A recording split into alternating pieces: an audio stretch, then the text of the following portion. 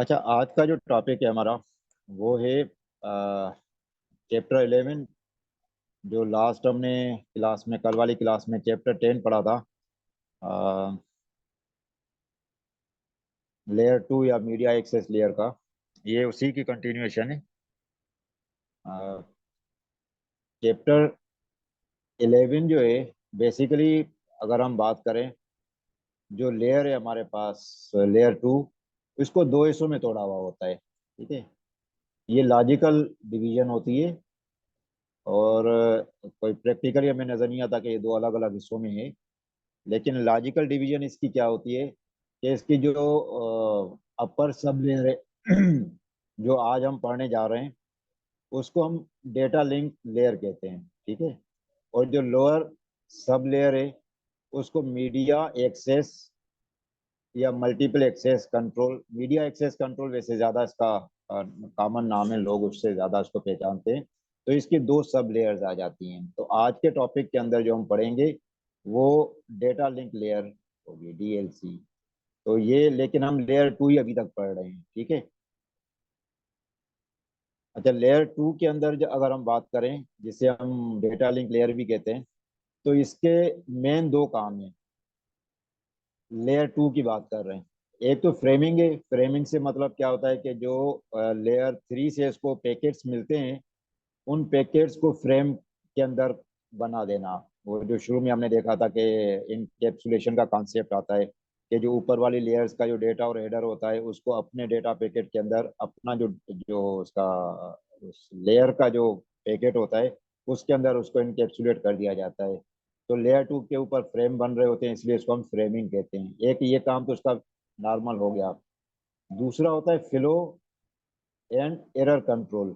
वो जो कल भी हमने बात की थी, उससे पहले उसमें भी आई थी हमारे पास, पेपर के अंदर भी बात थी कि जो फ्लो एंड एरर कंट्रोल है टीसीपी या ओएसआई लेयर के अंदर, वो हमारे पास दो लेयर्स के ऊपर होता है, एक लेयर 2 के ऊपर और एक लेयर 4 के ऊपर होता है। ठीक है, तो फ्रेमिंग की डेफिनेशन यहाँ दी हुई है और मुख्तलिफ चीज़ें बताई हुई हैं। हम इतनी डिटेल में इसमें नहीं जाएंगे, हम अपने स्लाइड की तरफ आते हैं।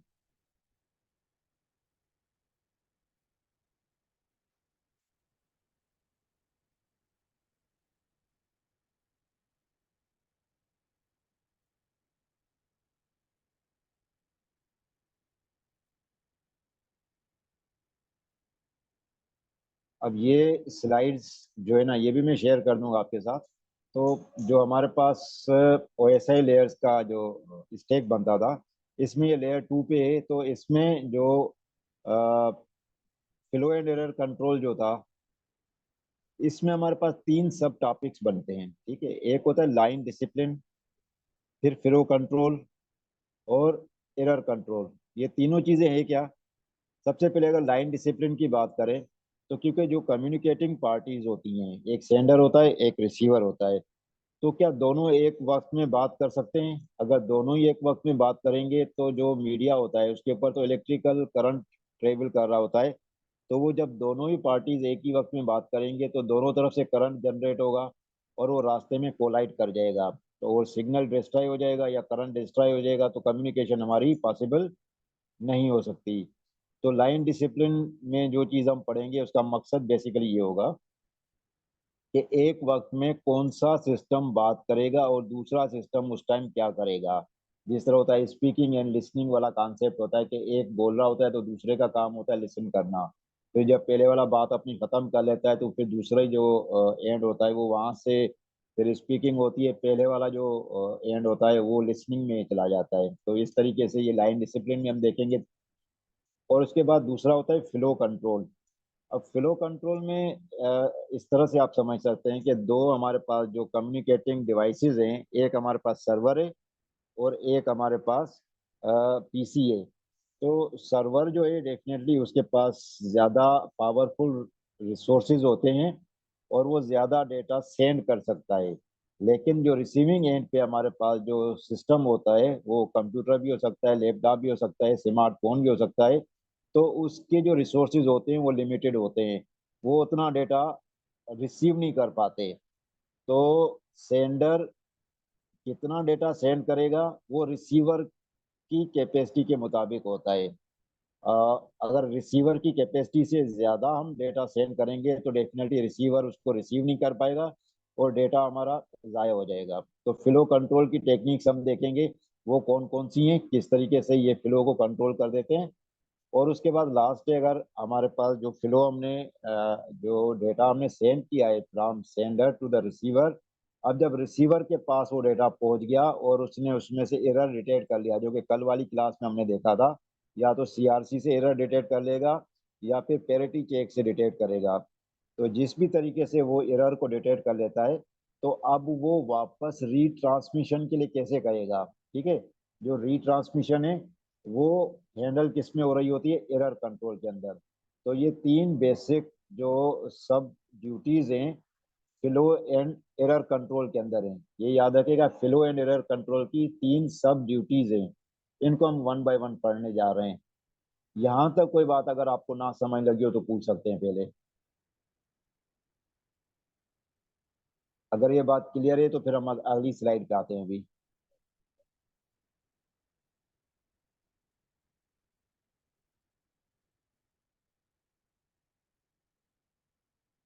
जी ठीक है।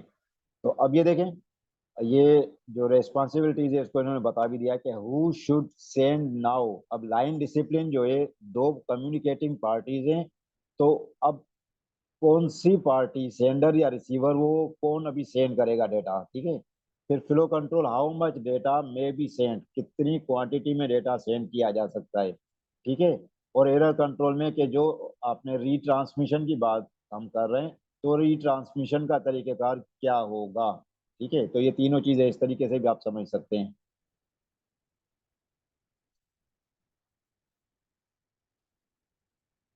अच्छा, ये इसकी बेसिक डेफिनेटर डेफिनेशन बताई हुई कि जो लेयर टू है फ्रेमिंग करती है, flow and error country error control कर रही होती है, और इसके अंदर कुछ प्रोटोकॉल है। ठीक है, जिस तरह ट्रिपल पी प्रोटोकॉल है, HTLC प्रोटोकॉल है, ये हम अगली क्लास में, रेगुलर क्लास में पढ़ेंगे। लेकिन जो लेयर्स हैं, सॉरी प्रोटोकॉल्स जो है, ये भी इसका तीसरा पार्ट हो जाता है, तीसरी रेस्पॉन्सिबिलिटी हो जाती है।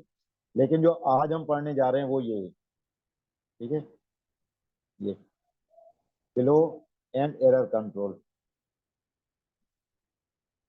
अच्छा जी, अब अगर हम लाइन डिसिप्लिन की बात करें, देखिए दो हमारे पास तरीके होते हैं। या तो हमारे पास कंप्यूटर इस तरीके से कनेक्टेड होगा, पॉइंट टू पॉइंट कनेक्टिविटी होगी, जिस तरह हमने स्टार टोपोलॉजी देखी थी और मेश टोपोलॉजी देखी थी, वो पॉइंट टू पॉइंट कनेक्टेड हो सकते हैं। या फिर हमारे पास ये वाली सिचुएशन हो सकती है,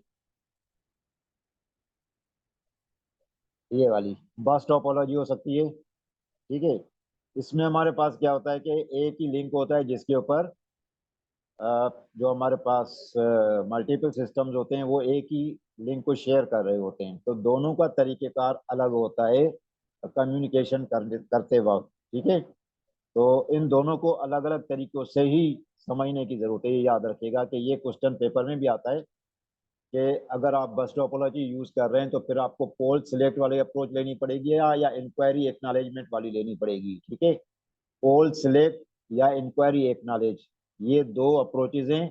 किसके अंदर है, लाइन डिसिप्लिन की हम बात कर रहे हैं, याद रखिएगा। ठीक है, और ये दोनों में डिफरेंस क्यों है, क्योंकि हमारे पास जो टोपोलॉजीज हैं वो दो मुख्तलिफ तरीके की हैं, एक पॉइंट टू पॉइंट है, एक मल्टी पॉइंट है। अच्छा जी, तो अगर हमारे पास पॉइंट टू पॉइंट टोपोलॉजी होगी, पॉइंट टू पॉइंट का मकसद क्या है कि इस तरीके से एक डेडिकेटेड लिंक के ऊपर दो सिस्टम्स कनेक्टेड हैं। ठीक है, तीसरा कोई भी जो डिवाइस है वो इस लिंक को शेयर नहीं कर रही। इस केस में कौन सी अप्रोच हम यूज करेंगे, अब हम देखते हैं उसको। ये देखें, इंक्वायरी एक्नॉलेजमेंट।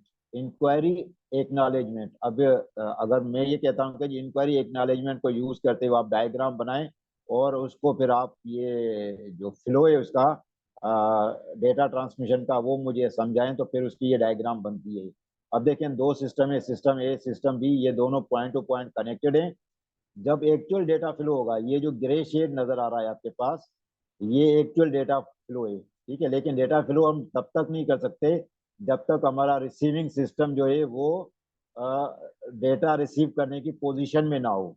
ठीक है, याद रखिएगा, जब तक वो डेटा रिसीव करने की पोजीशन में नहीं है तब तक हम डेटा सेंड नहीं कर सकते। तो उसको अलर्ट करने के लिए क्या होगा, सबसे पहले हम एक ऐसा फ्रेम भेजेंगे जिसको हम इंक्वायरी फ्रेम कह रहे हैं। ठीक है, ये इंक्वायरी फ्रेम जब रिसीव होगा स्टेशन बी के पास, तो वो अलर्ट हो जाएगा कि जी स्टेशन ए या सिस्टम ए की तरफ से मुझे कोई डेटा रिसीव होने वाला है। ठीक है, तो वो अगर रेडी पोजीशन में आ जाएगा तो वो क्या कर देगा, एक और फ्रेम भेज देगा एक्नॉलेजमेंट का कि जी I am ready to receive your data, you can send now. तो जब एक्नॉलेजमेंट रिसीव होगी यहाँ पर सिस्टम ए के पास, तो उसके बाद ये एक्चुअल डेटा ट्रांसफर होगा। तो वो डेटा का एक फ्रेम भेजेगा, जब तक डेटा की एक्नॉलेजमेंट नहीं आ जाती तब तक नेक्स्ट डेटा का फ्रेम ट्रेवल नहीं करेगा। ठीक है, उसके बाद जैसे ही पहले वाले डेटा की एक्नॉलेजमेंट रिसीव हो गई, तो फिर दूसरा वाला डेटा का फ्रेम ट्रेवल करेगा और रिसीवर के पास जाएगा। रिसीवर फिर उसको एक्नॉलेज करेगा, फिर जो तीसरा फ्रेम होगा या मल्टीपल उसके बाद जितने फ्रेम्स हैं वो ट्रेवल करते रहेंगे और हर एक फ्रेम की एक्नॉलेजमेंट आती रहेगी। उसके बाद जब सेंडर सिस्टम के पास कोई भी मजीद डेटा भेजने के लिए नहीं होगा, तो end of transmission, EOT stand for end of transmission frame भेजेगा और ट्रांसमिशन खत्म हो जाएगी। ये हमारे पास पॉइंट टू पॉइंट कनेक्टिविटी के अंदर डेटा ट्रांसफर का तरीकेकार है, और उसको हम कौन सी अप्रोच कहते हैं, इंक्वायरी एक्नॉलेजमेंट अप्रोच कहते हैं। ENQ स्टैंड्स फॉर इंक्वायरी और ACK स्टैंड्स फॉर एक्नॉलेजमेंट। यहाँ तक कोई सवाल हो, इस अप्रोच के अंदर कोई चीज ना समझ लगी हो आपको, यहाँ तक क्लियर है?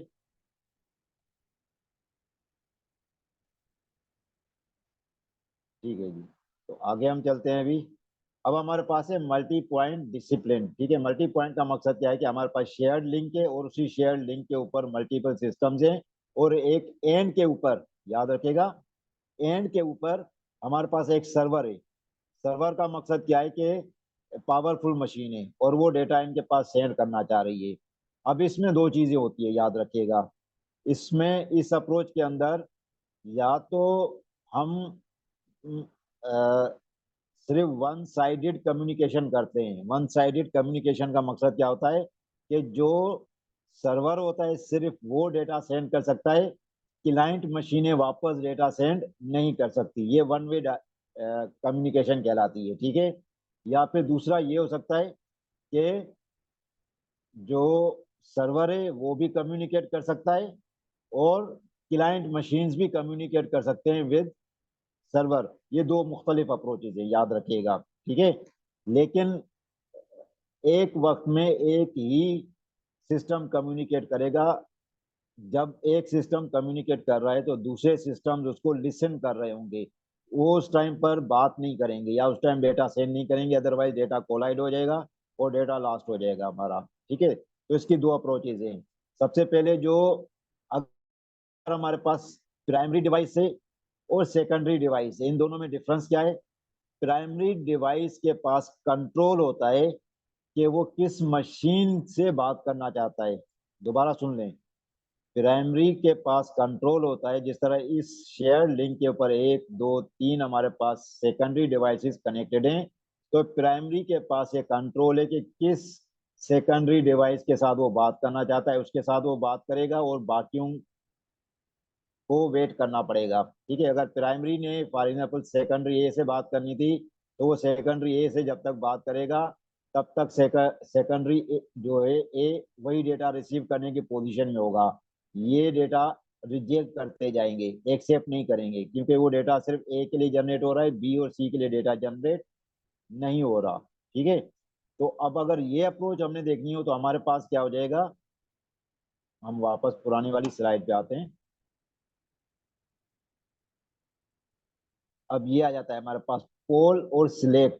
ठीक है, पोल और सिलेक्ट ये अप्रोच हम यूज करते हैं जब हमारे पास शेयर्ड मीडिया हो।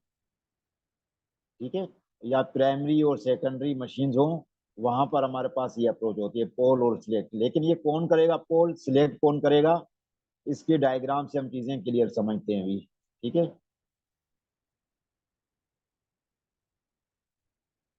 अच्छा जी, अगर ये एनवायरनमेंट है कि सिर्फ प्राइमरी बोल रहा है और सेकेंडरी सुन रहे हैं, और सेकेंडरी मशीन्स के पास ये सलाहियत नहीं है कि प्राइमरी को वो रिप्लाई कर सकें, ठीक है, ये वन वे कम्युनिकेशन में ये उसकी डिटेल बता रहा है। The select procedure is used whenever the primary has something to send, ठीक है। जब प्राइमरी के पास कोई चीज भेजने के लिए होगी, कोई भी डेटा है जो प्राइमरी सेंड करना चाहता है सेकेंडरी ए को या सेकेंडरी बी को या सेकेंडरी सी को, तो वो सिलेक्ट का जो फ्रेम है वो यूज करेगा, ठीक है। अच्छा, अब ये इसका तरीकेकार क्या होगा, हम यहाँ पर देख लेते हैं, ठीक है। अब ये प्राइमरी है और ये सेकेंडरी सी के साथ बात करना चाह रहे हैं, ठीक है। बी और सी के लिए डेटा नहीं जा रहा, लेकिन क्योंकि ये शेयर्ड लिंक है, डेफिनेटली ये ए के पास भी पहले जाएगा, बी के पास भी जाएगा, लेकिन क्योंकि ये ए और बी के लिए है ही नहीं डेटा, तो वो इसको रिजेक्ट करेंगे, एक्सेप्ट नहीं करेंगे, ये याद रखिएगा, ठीक है। तो अब क्या करेगा, प्राइमरी अगर डेटा सेंड करना चाहता है तो वो सिलेक्ट का फ्रेम भेजेगा सी को। सी को जब सिलेक्ट का फ्रेम मिलेगा तो इसका मतलब क्या है कि C will be in receiving mode, वो रिसीविंग मोड में आ जाएगा, और वो एक्नॉलेजमेंट का फ्रेम वापस रिप्लाई करेगा प्राइमरी को। तो प्राइमरी को जैसे ही रिप्लाई पहुंचेगा एक्नॉलेजमेंट के फ्रेम के थ्रू, तो वो एक्चुअल डेटा जो होगा उसको ट्रांसफर करना शुरू कर देगा, ठीक है। जितना डेटा प्राइमरी के पास पड़ा हुआ होगा वो डेटा एक एक फ्रेम करके भेजा जाएगा, और जो रिसीविंग मशीन है वो एक्नॉलेजमेंट देती जाएगी, ठीक है। ये कब तक देती रहेगी, जब तक end of transmission frame second primary की तरफ से सेकेंडरी को रिसीव नहीं होता। तो ये कम्युनिकेशन इस तरीके से चलती रहेगी इसकी।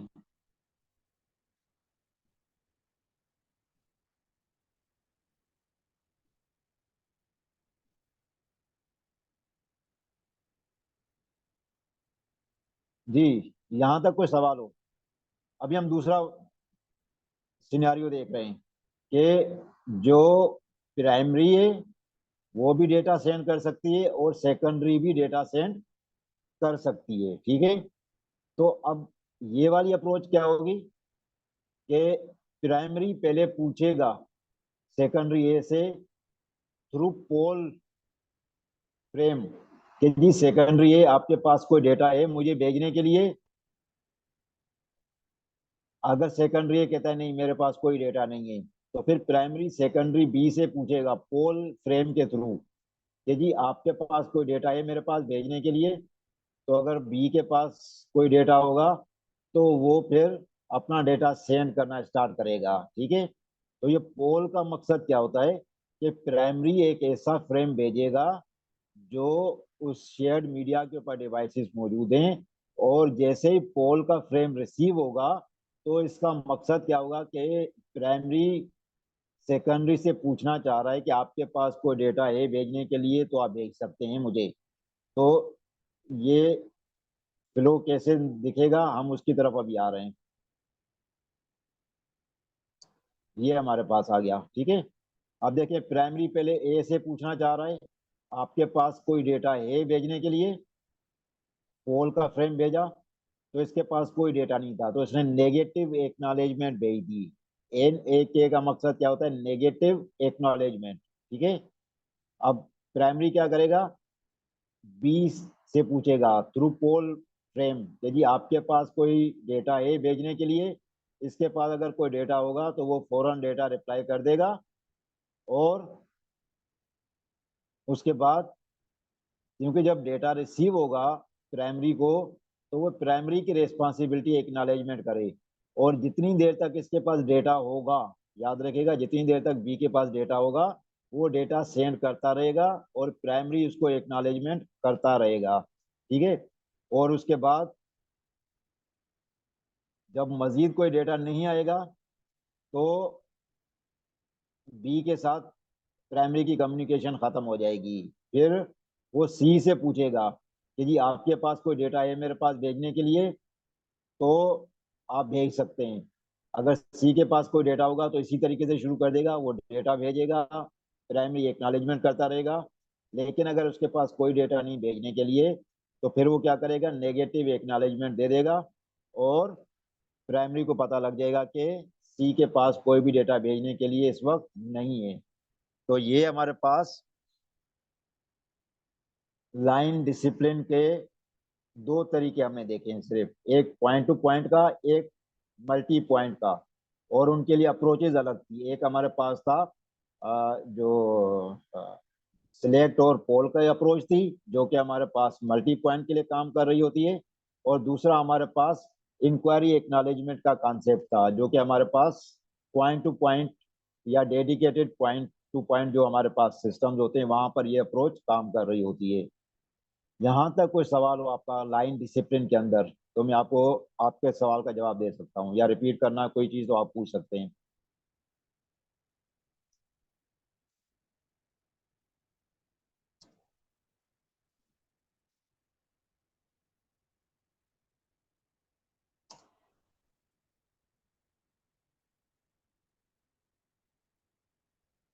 अच्छा जी। तो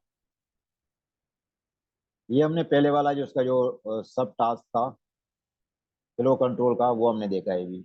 अब हम दूसरे टॉप इसके जो सब टॉपिक है उसकी तरफ आगे बढ़ रहे हैं। अभी हमारे पास flow control, how much data may be sent. ठीक है, हाउ मच। अच्छा, जिस तरह मैंने पहले बता दिया था कि जो सेंडर साइड जो जो सर्व एक साइड पे अगर सर्वर मशीन लगी हुई है जो कि ज़्यादा पावरफुल है, तो जिस तरह अगर हम एग्जांपल दें कि आप यूट्यूब से डेटा डाउनलोड कर रहे हैं, तो यूट्यूब का जो सर्वर है उसके रिसोर्सेज डेफिनेटली काफ़ी स्ट्रांग है हमारे लोकल सिस्टम से। तो उसके पास तो ज़्यादा कैपेसिटी, वो ज़्यादा डेटा आपके पास भेज सकता है। लेकिन क्या आपका सिस्टम इतना डेटा एक वक्त में एक्सेप्ट कर लेगा, जो कि मुश्किल है। हम उसको नॉर्मली कहते नहीं करेगा। तो फिर जो हमारी कैपेसिटी है रिसीव करने की, हम उस कैपेसिटी के मुताबिक डेटा मंगवाते हैं सर्वर साइड से। ठीक है, तो फ्लो कंट्रोल की ये बेसिक अप्रोच है। और इसके बिहाइंड लॉजिक क्या होती है कि जो डेटा आ रहा है हमारे पास, वो ओवरफ्लो की वजह से ज़ाया ना हो जाए। क्योंकि जो भी हमारे पास डेटा आता है वो पहले बफर में हम स्टोर करवाते हैं। और जब बफर में डेटा होता है तो बफर की एक कैपेसिटी होती है, उस बफर के अंदर जितना डेटा आ सकता है वो आ जाता है, और जो उसमें नहीं आता डेटा वो फिर ओवरफ्लो हो जाता है, बफर ओवरफ्लो का प्रॉब्लम आ जाता है। लेकिन बफर ओवरफ्लो को अगर सीधी लैंग्वेज में अगर बात करें में सीधा सीधा, वो डेटा ज़ाया हो रहा है, वो डेटा हम रिसीव करने की पोजिशन में नहीं होते। ठीक है, तो अब फ्लो कंट्रोल का तरीकेकार हम देखते हैं कि क्या होना चाहिए। अच्छा, अब इसमें फ्लो कंट्रोल के अंदर हमारे पास दो अप्रोचेज होती हैं। एक होता है स्टॉप एंड वेट। ठीक है, और इसका मकसद क्या होता है कि एक वक्त में सिर्फ एक फ्रेम भेजो। जब मैं आपको एक्नॉलेजमेंट कर दूं कि ये फ्रेम मेरे पास पहुंच गया है, मैंने इसको चेक कर लिया है, इसके अंदर कोई एरर नहीं है, तो फिर आपने दूसरा फ्रेम भेजना है। तो ये one frame at a time आएगा, one acknowledgement at a time जाएगी। ठीक है, इसका दिया हुआ भी होगा डायग्राम, पहले हम देख लेते हैं, फिर हम आगे चलते हैं इसका। ठीक है, इसकी डायग्राम पे डायरेक्ट आते हैं पहले हम, स्टॉप एंड वेट की।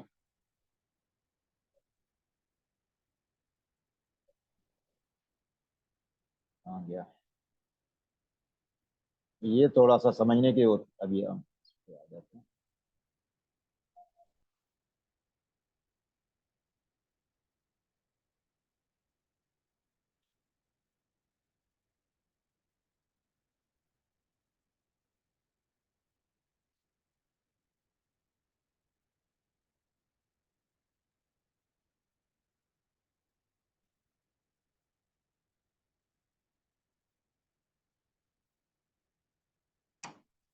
अच्छा, इसमें देखें, जो ये सेंडर साइड है,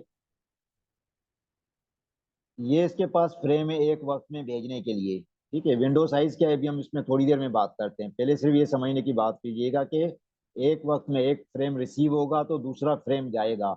अगर दूसरा फ्रेम उधर रिसीव हो गया, चेक हो गया, उसमें कोई एरर नहीं है, तो तीसरा फ्रेम जाएगा। ये मैं वो बात बताने की कोशिश कर रहा हूँ कि सेंडर के पास अभी इस वक्त 7 फ्रेम मौजूद थे भेजने के लिए। उसने पहले वाला फ्रेम भेजा, फ्रेम 0, जिसके अंदर क्या पड़ा हुआ था, डेटा 0 पड़ा हुआ था, ठीक है।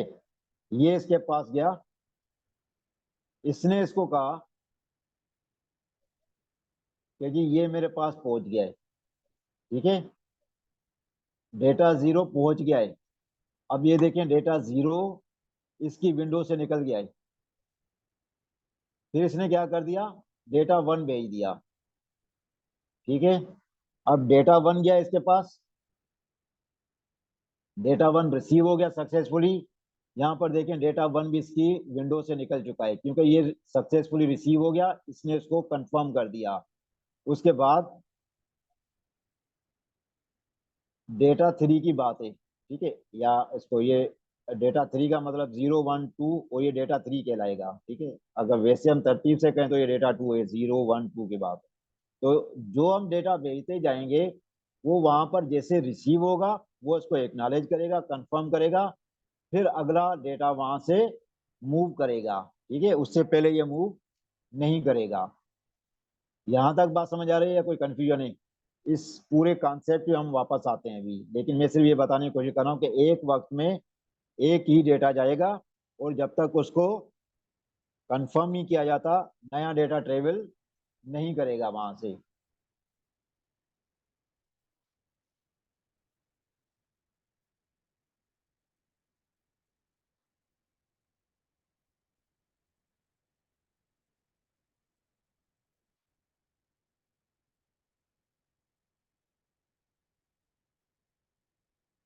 अच्छा, इसमें आदम और नायर के जो क्वेश्चन है वो देखें, ये स्लाइडिंग विंडो का कॉन्सेप्ट दे रहे हैं। अब हम स्लाइडिंग विंडो पढ़ी नहीं है।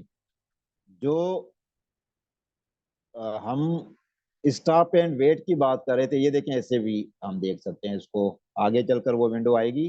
लेकिन क्योंकि जो पहले वाला हमने कॉन्सेप्ट देखा था कि एक वक्त में एक चीज ट्रेवल कर रही है, उसकी एक्नॉलेजमेंट आ रही है, उसको दोबारा डायग्राम में दिखाने के लिए कोई वो जरूरत इसकी नहीं थी। लेकिन मैं आपको दिखा देता हूँ कि होता कैसे। जिस तरह ये देख रहे हैं, डेटा 1 तो उसकी एक्नॉलेजमेंट भी रिसीव हो रही है, डेटा 0 तो उसकी भी एक्नॉलेजमेंट रिसीव हो रही है, ठीक है। फिर अगर कोई फ्रेम, ये आगे वाला टॉपिक है जो हम देखेंगे, लेकिन ये बिहाइंड द सीन ये चीज चल रही होती है कि डेटा जब जा रहा है तो उसको एक्नॉलेज किया जा रहा है, तभी जाकर दूसरे डेटा की बारी आती है, अदरवाइज ऐसे नहीं है। लेकिन इस वाली डायग्राम के अंदर ये वाला स्टेप जो इनहेरिट हम समझ रहे हैं कि ये मौजूद है, वो दिखाया नहीं गया उसमें, ठीक है। इस वजह से थोड़ा सा आप ये कंफ्यूज हो रहे हैं कि ये एक्नॉलेजमेंट लिखी भी नजर नहीं आ रही। तो लिखी भी इसलिए नजर नहीं आ रही कि ये बेसिक अंडरस्टैंडिंग है हमारे पास स्टॉप एंड वेट का, जो डेफिनेशन भी लिखी हुई थी स्टॉप एंड वेट की, कि एक फ्रेम जाएगा, जब तक उसको कंफर्म नहीं किया जाता दूसरा फ्रेम ट्रेवल नहीं करेगा, ठीक है। वो यहाँ पर शुरू में लिखा हुआ भी है, ठीक है।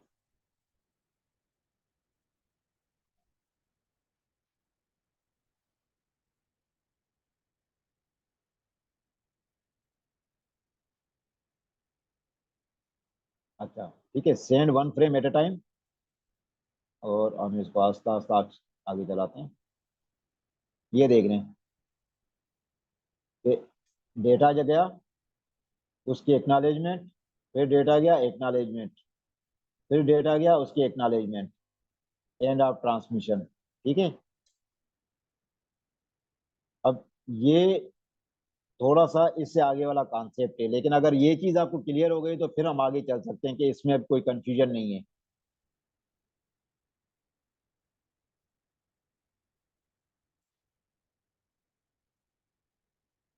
अच्छा जी। अच्छा, अब मैंने ये बताया था कि जो सेंडर है वो रिसीवर के कैपेसिटी के मुताबिक डेटा सेंड करता है, ठीक है। अब अगर हम ये बात करें कि एक विंडो का साइज रखा गया है, विंडो साइज का मकसद क्या होता है कि इस विंडो के अंदर जितने फ्रेम नजर आ रहे हैं उतने फ्रेम भेजे जा सकते हैं, ठीक है। इससे ज्यादा फ्रेम नहीं भेजे जाएंगे। ये आप ये भी कह सकते हैं कि ये बफर साइज है उसका, रिसीवर का, और ये कितना हो सकता है, ये 2 की पावर में कोई होगा, याद रखिएगा 2 की पावर में कुछ होगा। 2 की पावर 2 भी हो सकता है, 2 की पावर 3 भी, 2 की पावर 4 भी, 2 की पावर 5 भी, कोई भी हो। लेकिन जो जवाब आएगा उसमें से -1 करेंगे। जिस तरह अगर हम बात करते हैं 2 पावर 3, तो उसका जवाब आता है 8। ठीक है, तो -1 रखेंगे उसको 7। ठीक है, तो ये देखें ये कहाँ से जा रहा है, 0 1 2 3 4 5। ठीक है, 6 भी है, 7 भी है। तो ये 8 फ्रेम यहाँ पर ट्रेवल कर रहे हैं एक वक्त में। ठीक है, लेकिन इसका विंडो साइज हम अगर कैलकुलेट करें या कहें तो वो किस में आएगा, 2 पावर 3। जवाब आएगा 8, तो उसको -1, मैक्सिमम नंबर जो होगा उसका फ्रेम का वो क्या होगा, 7 होगा, 8 नहीं होगा इसके अंदर। तो एक तो ये स्लाइडिंग विंडो होती है। और दूसरा इसका काम क्या होता है कि इस विंडो के अंदर से फ्रेम जाएंगे, इस विंडो के बाहर से कोई भी फ्रेम नहीं जाएगा। इस विंडो के अंदर हमें 3 भी नजर आ रहा है, 4 भी, 5 भी, 6 7 0 1 ये नजर आ रहे हैं। तो ये 2 भी ट्रेवल नहीं करेगा और इधर वाला 2 भी ट्रेवल नहीं करेगा। इसकी वजह क्या होती है, सबसे पहले ही समझने की कोशिश करें कि जो रिसीवर और सेंडर है, जब कम्युनिकेशन स्टार्ट करते हैं उससे पहले अपनी अपनी विंडो साइज बना लेते हैं। देखें, ये सेंडर है, इसने शुरू में अपना ही विंडो साइज रखा, इसने भी अपना ही विंडो साइज वही रखा, जो इसने रखा वैसे चेंज नहीं है। इस स्लाइडिंग विंडो के अंदर जितने फ्रेम शो हो रहे हैं, रिसीवर के भी इतने ही हैं। इन दोनों में कोई डिफरेंस नहीं होगा। इससे कंफर्म क्या होता है कि 0 1 2 3 4 5 6, मैक्सिमम 6 तक जो फ्रेम नंबर है वो रिसीव होंगे। अगर फ्रेम नंबर 7 रिसीव हो जाता है इसको, तो वो इसको एक्सेप्ट नहीं करेगा, क्योंकि उसकी विंडो के अंदर फ्रेम 7 का नंबर अभी आया ही नहीं है। और अगर गलती से उसको फ्रेम 7 भेजा गया है तो ये उसको एक्सेप्ट नहीं करेगा, उसको वहीं पर डिस्कार्ड कर देगा। उसको वो जो कल वाला हमने पढ़ा था कि उसमें से एरर डिटेक्ट करना है, वो वाला प्रोसेस भी नहीं करेगा, स्ट्रेट फॉरवर्ड उस फ्रेम को डिस्कार्ड कर देगा। ठीक है, तो स्लाइडिंग विंडो के अंदर जो फ्रेम पड़े हुए होंगे उनके फ्रेम के जो नंबर हैं, सिर्फ वही फ्रेम यहाँ पर रिसीव होंगे, तो ये प्रोसेस करेगा। अगर इससे हटकर कोई फ्रेम आता है तो वो इसके रिसीव नहीं करेगा, उसको डिस्कार्ड कर देगा। ये पहली अंडरस्टैंडिंग है स्लाइडिंग विंडो का जो कॉन्सेप्ट होता है। ठीक है, उसके बाद क्या होगा, ये सेंडर, अच्छा, अब हम स्लाइडिंग विंडो की थोड़ी सी और डिटेल यहाँ पर लिखी हुई है, उसको हम पढ़ने की कोशिश करते हैं। वो क्या चीज़ है, ठीक है, ये वाली चीज समझ आ गई कि ये स्लाइडिंग विंडो का ये वाला विंडो का कॉन्सेप्ट क्या है। ये सिर्फ बताने के लिए कि इस विंडो के अंदर के फ्रेम भेजे जाएंगे, इस विंडो के फ्रेम से बाहर के फ्रेम अगर आपको रिसीव होते हैं तो वो गलती होगी, गलत हो सकता है, आप उसको एक्सेप्ट नहीं करेंगे, डिस्कार्ड कर देंगे आप। यहाँ तक बात समझ आ रही है जो मैं बताना चाह रहा हूँ आपको।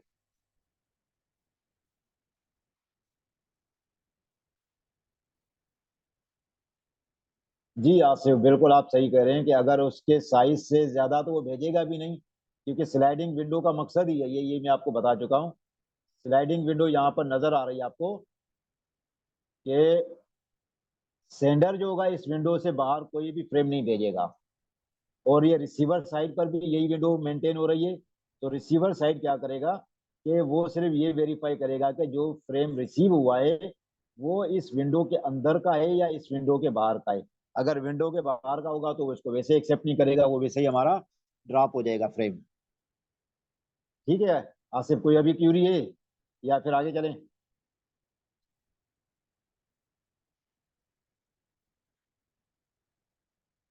जी जफर याब, आपका भी क्वेश्चन था कि इसको विंडो साइज फिक्स, वो तो मैंने पहले बता दिया ना कि विंडो साइज, देखें इसमें बहुत सारी चीजें डिटेल में नहीं बताई हुई। ये आगे के जो कोर्सेज आप पढ़ेंगे जब एमएस लेवल पे आएंगे तो वहां पर ये चीजें क्लियर हो जाती हैं कि सेंडर साइड से पहले पूछा जाता है, सेंडर पहले पूछता है रिसीवर साइड से कि आपका बफर साइज क्या है। वो बफर साइज अपना 2 की पावर में कोई बता देता है कि जी 2 की पावर 10 है, 2 की पावर 12 है, 2 की पावर 20 है, जो भी है मेरा ये बफर साइज है। तो उस हिसाब से वो विंडो साइज पहले से तय कर लेते हैं कि जी मेरी विंडो साइज और आपके विंडो साइज में कोई फर्क नहीं होगा। ठीक है, तो इस हिसाब से फिर वो वाला काम नहीं होता कि जी इसकी फिक्स साइज। तो पहले तो जब उससे हमने कम्युनिकेट कर लिया सेंडर रिसीवर ने, तो फिर जो विंडो है उसकी कैपेसिटी या उसका साइज फिक्स हो जाता है, फिर उसको चेंज नहीं किया जाता बाद में। अच्छा, अभी ये मीटिंग का टाइम खत्म हो रहा है, तो आप तकरीबन 2-3 मिनट के बाद ज्वाइन कीजिएगा, क्योंकि अभी जो रिकॉर्डिंग हुई है ये इसको सेव होने में टाइम लगता है, ठीक है। तो 2 से 3 मिनट के बाद ज्वाइन कर लीजिएगा इसी लिंक को यूज करते हुए आप।